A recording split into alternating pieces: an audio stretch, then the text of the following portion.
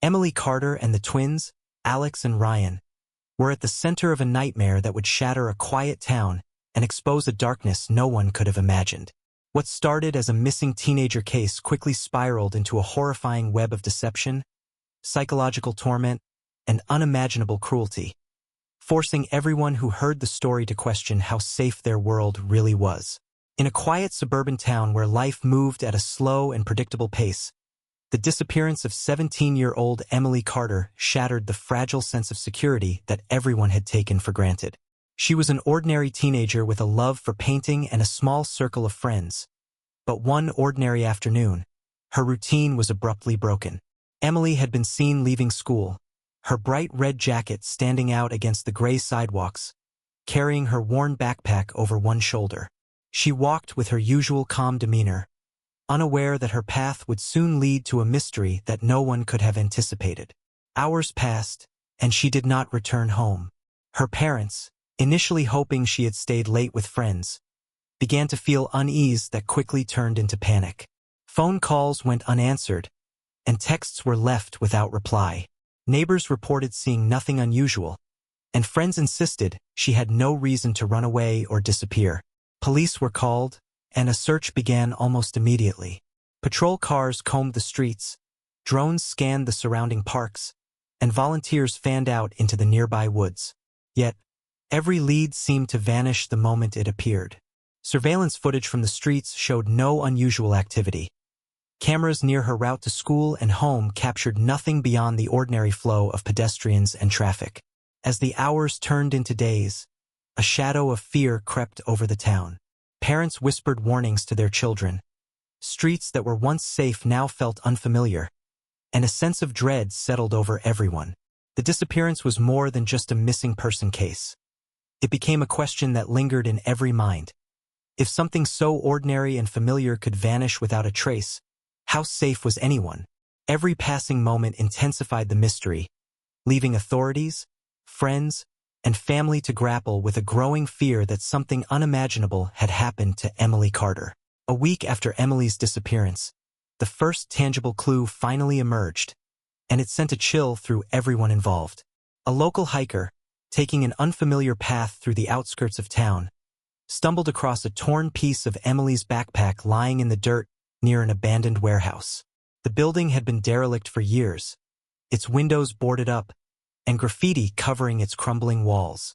Locals had long whispered about the place, calling it a hub for illegal activities, though no one had dared approach it for fear of what they might find. The discovery of her belongings transformed vague worry into stark terror. For the first time, it was clear that Emily hadn't wandered off on her own or gone missing by accident. Someone had taken her, and they had left a trail that hinted at something far more sinister than anyone had imagined. Authorities rushed to the site, sealing off the perimeter as forensic teams examined the scene. Fingerprints were dusted for, soil samples collected, and every inch of the area was meticulously inspected. But the results were frustratingly inconclusive. No usable prints, no DNA, nothing that pointed to a suspect. It was as if the perpetrator had vanished without a trace, leaving only a single fragment of evidence behind. The community's unease deepened. The warehouse, once a forgotten relic, now loomed as a symbol of danger and darkness. Parents clutched their children tightly, avoiding the streets they once walked freely, and even teenagers whispered warnings to one another about where not to go.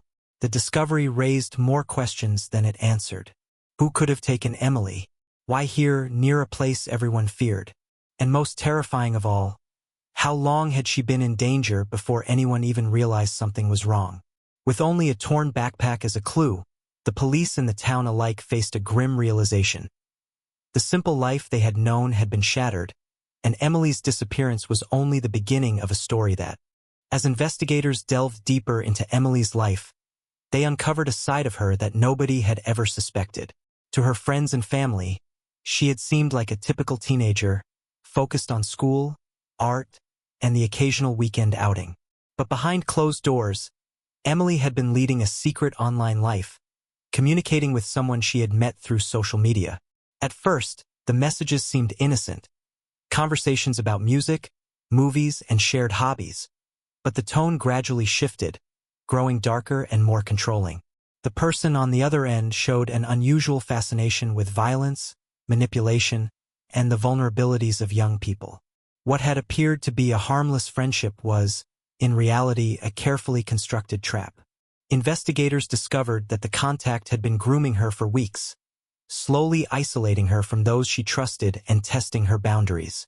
This revelation sent shockwaves through the town. How could someone so ordinary, so familiar, be a predator hiding in plain sight?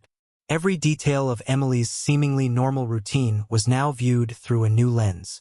The places she visited, the people she interacted with, even her habits at home. All of it was scrutinized for hidden connections or missed warning signs. The more the police investigated, the more complex the situation became. It wasn't just a disappearance. It was the work of someone who had meticulously planned every interaction, every message, every moment of psychological influence. The investigation began to reveal that Emily's abduction was no random act. It was the result of manipulation that had been unfolding behind closed screens, far from the eyes of those who cared for her. The town began to grasp a terrifying truth. Danger could be invisible, hidden in devices and messages that seemed harmless. And sometimes the people who appeared the friendliest could be the most dangerous. Emily's secret life was a doorway into a world that nobody wanted to imagine. N.W. 2 weeks after Emily's disappearance, hope began to fade, replaced by a cold, sinking dread. Then, a hiker venturing off a little-known trail in the forest near the abandoned warehouse stumbled upon a shallow grave.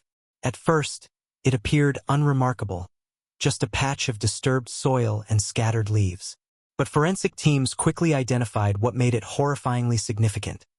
Fragments of Emily's personal belongings, including a notebook and a scarf, were buried just beneath the surface.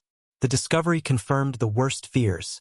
The missing teenager had been held against her will, and someone had gone to great lengths to conceal her from the world. The investigation intensified. Police combed the area for any additional evidence using drones, dogs, and ground teams.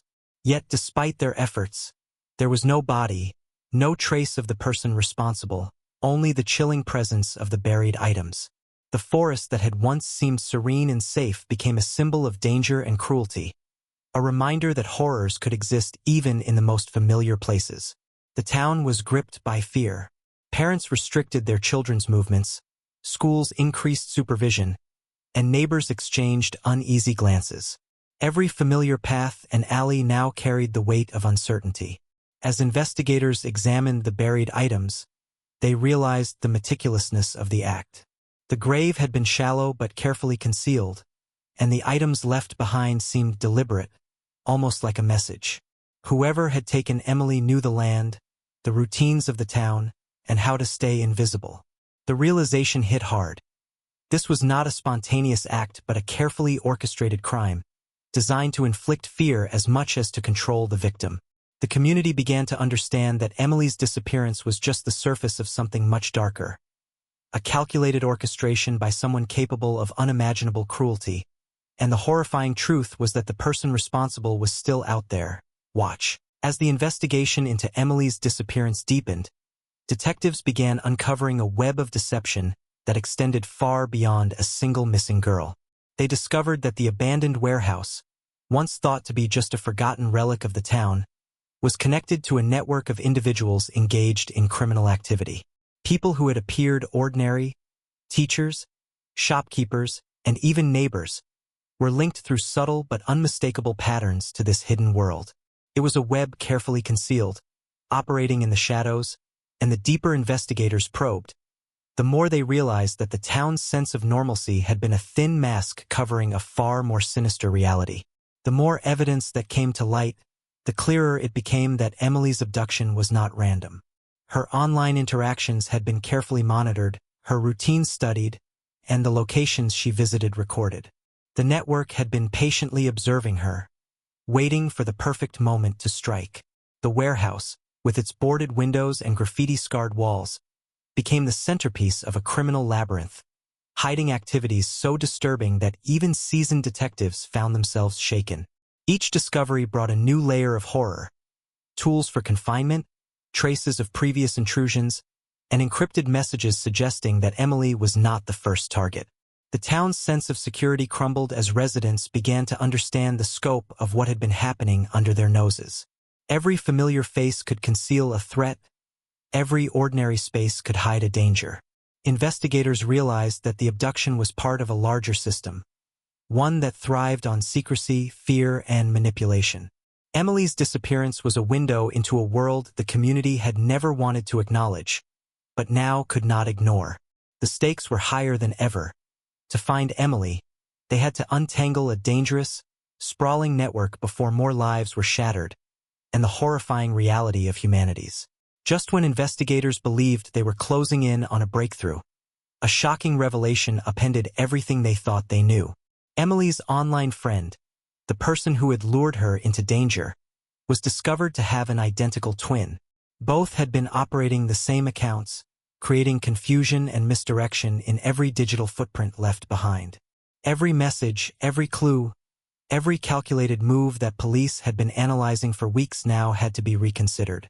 The timeline of Emily's abduction, once believed to be clear, was now fragmented and unreliable. The twins had manipulated appearances, fabricated alibis, and orchestrated interactions in a way that made it nearly impossible to distinguish truth from deception.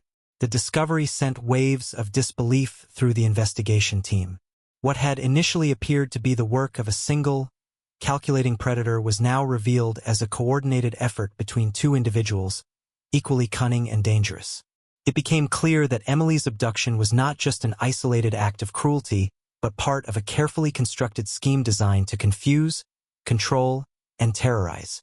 Every lead that had seemed promising suddenly appeared flawed, every assumption questioned. The investigators were forced to start over in many ways, retracing steps and reevaluating evidence with the unsettling knowledge that the perpetrators were always one step ahead. For the town, the revelation was equally chilling. The idea that one person could be dangerous was terrifying enough, but two people working in unison created a threat beyond comprehension. Fear deepened as residents realized that the twins could blend into the community, manipulate perceptions, and continue their schemes unnoticed. The case had grown far more complex than anyone could have imagined, challenging every notion of safety and trust. The line between predator and familiar face had blurred, and Emily's life, and the lives of others, hung in the balance. With the shocking revelation of the twins' involvement, the investigation entered a new, more dangerous phase. Law enforcement launched an aggressive manhunt, deploying every available resource to track them down.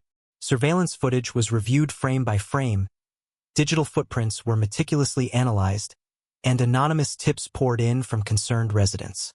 But the twins seemed to anticipate each move, leaving false trails and disappearing just when authorities thought they were closing in. It became clear that this was no ordinary pursuit. Every step the investigators took was countered by careful planning, turning the search into a high-stakes game of cat and mouse. The pressure on the police intensified as time passed. With each day Emily remained missing, the urgency grew, and the stakes became higher. Investigators began mapping patterns in the twins' previous behavior, trying to predict where they might strike next. The more they learned, the more dangerous the scenario became. The twins were not merely evading capture. They were testing limits, pushing the boundaries of fear, and demonstrating a disturbing understanding of human psychology. Their actions revealed a terrifying combination of patience, intelligence, and cruelty, leaving authorities constantly on edge. The community felt the tension as well. Streets that were once familiar now seemed threatening, and even small interactions between neighbors carried a shadow of suspicion. The idea that danger could be so close, yet invisible, heightened a pervasive sense of dread. Parents clutched their children, and teenagers became hyper-aware of their surroundings. The search was no longer just a professional investigation. It had become a psychological battle between law enforcement and predators who seemed to be always one step ahead. Every clue, every lead, carried the weight of potential life or death, and with Emily's fate hanging in the balance, the town confronted a terrifying realization. Months into the investigation, forensic breakthroughs brought an unthinkable revelation that left both authorities and the town reeling. Emily had not been killed immediately, as many had feared, but had been held alive in a hidden room inside the abandoned warehouse. The room had been carefully constructed to be invisible to anyone passing by, a small, windowless space stocked with minimal necessities to keep her alive while her captors exerted complete control. What investigators found was beyond imagination: evidence of psychological torment, meticulous planning, and documentation of every detail of her confinement. It became clear that this was not a random abduction but a calculated exploitation, executed with chilling precision. The forensic team uncovered recordings made by the captors, documenting Emily's forced isolation and the manipulations she endured. The evidence suggested that these recordings were shared with a network of dark-minded viewers online, turning her suffering into a perverse spectacle. The scope of cruelty was unimaginable, and the level of premeditation sent shockwaves through the investigative team. Emily's resilience, however, became a small beacon of hope amidst the horror. She had survived, her strength allowing authorities to finally locate and extract her from the hidden prison. The town, once reeling from her disappearance, now faced a harsh confrontation with the darkest corners of human nature. Ordinary streets and familiar faces had masked a profound and horrifying truth. Evil could operate silently, invisibly, and in plain sight. Families, neighbors, and friends struggled to reconcile the idea that such acts could unfold in their midst, unnoticed. For Emily, the trauma would take years to heal, but her survival became a symbol of endurance and courage. The case forced everyone involved to confront a terrifying reality. Humanity's capacity for cruelty can sometimes surpass understanding, and the shadows hiding such darkness. Ca.